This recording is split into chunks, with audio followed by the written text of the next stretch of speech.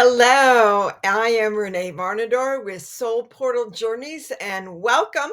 We're in the middle of our Venus retrograde series, and this time Venus is doing all kinds of things like having her retrograde in the middle of an eclipse. There's an equinox coming, there's another eclipse before she finishes up. So she's meeting stars, she's got a lot of companions. So, some exciting things that Venus is going through. And tomorrow, I'm filming this on March 15th, 2025. And tomorrow, whoo, March 16th, 2025, Venus goes into a new phase. And I'm going to be talking about that. She's going to only be in this phase between March 16th and March 22nd. So it's a 6-day phase, but boy, oh boy, is it an important part of the process. And what I'm discovering is that the phases that Venus goes through is very similar to the phases that humans go to. So if we want some information on what's happening with us, we can track Venus and the phases she's going through, because as above, so below is one of the spiritual laws. And so we can look at our lives through multiple lenses, multiple perspectives, multiple dimensions, and Venus is there in resonance with the earth. So Venus's story, sometimes we can't see our earth story as well as we can see Venus's story, because Venus is a little removed from us, and so we can see clearer what she's going through. So this is really, she went into retrograde March 1st in Pacific time where I am, and she was in her completion phase. So today is the last day of that completion phase. So if the eclipse we just went through on the 13th, 14th, if that gave you a sense of completion, yahoo, because you're right in tune with what is happening with Venus. Finishes retrograde April 12th. So that we get to go through many of the phases that Venus goes through. So, yay, we're in the transition phase starting tomorrow. We're looking at the completion phase. Venus was conjunct this star Algebin, which I talked about in the first two videos that I did on this Venus retrograde. And this Algenib is a star in the Pegasus constellation, and she's going to be hitting two other stars in the Pegasus constellation before she's done. She's going to hit Sheet, put a little star by all the stars like that, and Merkab. And she's going to finish off with this brightest star in the constellation of Pegasus, the flying horse, which helps us move and soar. And so if you want to hear about that, look at the first two Venus phase videos that I did. So here, tomorrow for me, it might already be March 16th by the time you listen to this. Transition phase. What is the transition phase? All of these little hearts here are Venus's, phase changes. Okay. So these are where Venus was talking to. She's also talking to Neptune. She's talking to Mercury. She's talking to Salacia. The second video I did, she's talking to Salacia, which is the higher octave of Venus Mars combined. So if you're working in divine union, sacred union of the masculine and feminine within yourself, watch the second video. Okay.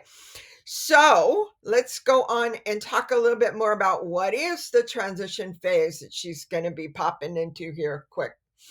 So here's our Venus, and this is when she enters it. So what is happening in the sky that we're using as a metaphor for Venus's growth and our own growth here on the Earth? Okay. Venus and Earth have orbital resonance, which means that there's 8 orbits around the sun that Venus does, corresponding to 5 orbits around the sun that the Earth does. And so that's called these two planets have orbital resonance. So of all the planets in the sky, Earth is the most closely aligned to Venus.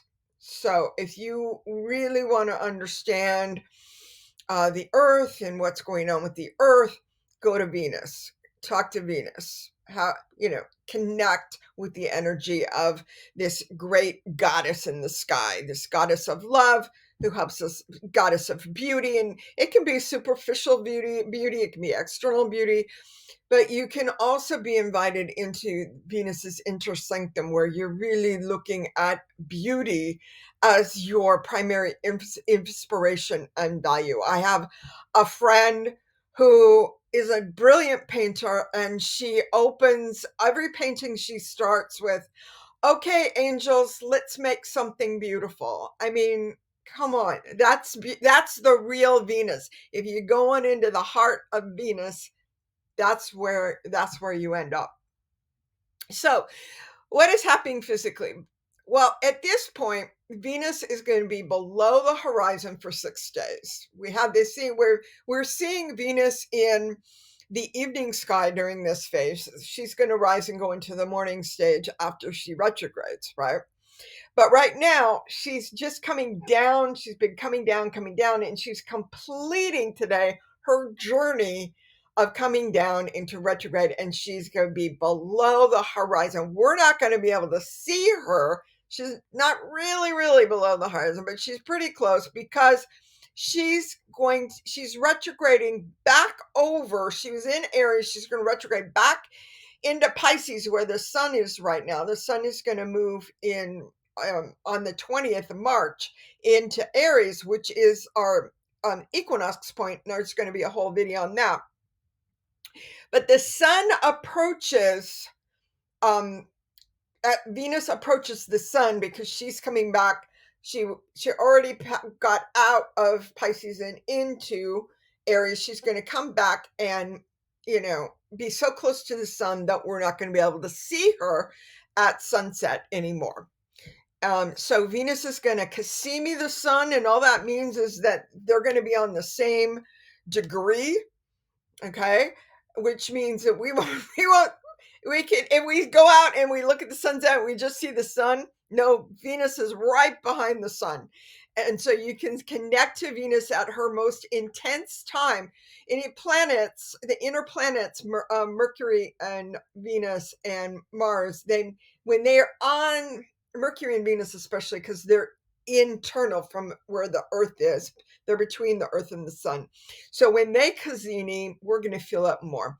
So it's an intense time where it's like a reset. So she is, during this transition phase, she's resetting by going on the same degree as the sun. This is also the time that Venus is the closest to the Earth. So if you really want to get grounded, if you really want to embody a lot of knowledge, I know a lot of people that are in the stars and love it. I know a lot of galactic astrologers, love you guys. But what happens to us is we get so out into space that we don't remember to bring it all back. And so bringing it back, finding a way to ground it all in, finding a way to manifest what it is that has been going on inside of us, all the starlight that we've been bringing into our being so that we can understand this billions of bits of information from starlight and cosmic points and galaxies and all these amazing nebulae in the sky. All this is coming into us.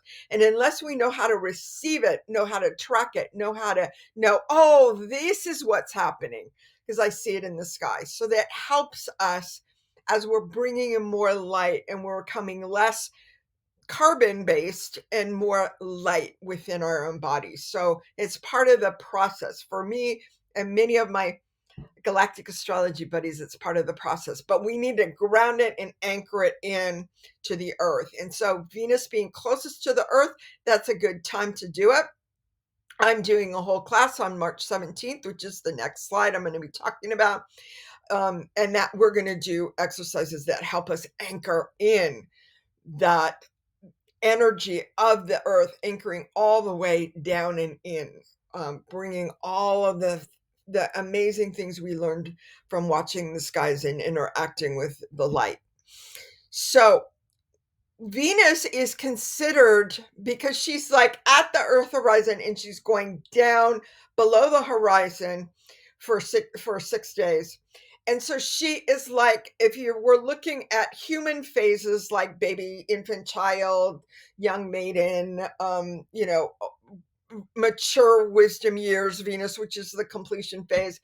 Venus is in her invisible elder phase. So might be the like, oh, let's just not let mom go out anymore because she's in dementia. So she's kind of like, but mom in dementia, being in dementia means that you're not always grounded close to the earth. So you are grounded close to the earth. So you sometimes we're traveling off and we're visiting our relatives that have already crossed. Venus, this phase, if people were born with this phase, Venus was in this phase when they were born, they have like this special knowledge, this threshold of life's transitions. Threshold of life's transitions. So as people some people with this phase, it's like 1% of the population, may decide that they want to be hospice chaplains or they want to be hospice workers or they want to be midwives and bring babies into the world. So they're like threshold guardians for life's major transitions, and they understand life's processes. And so they're some of the wisest ones on the planet, but they're very humble. So you're not gonna you might not see them out there going, "Hey, come to my channel," which is what I do. So here's the omega point.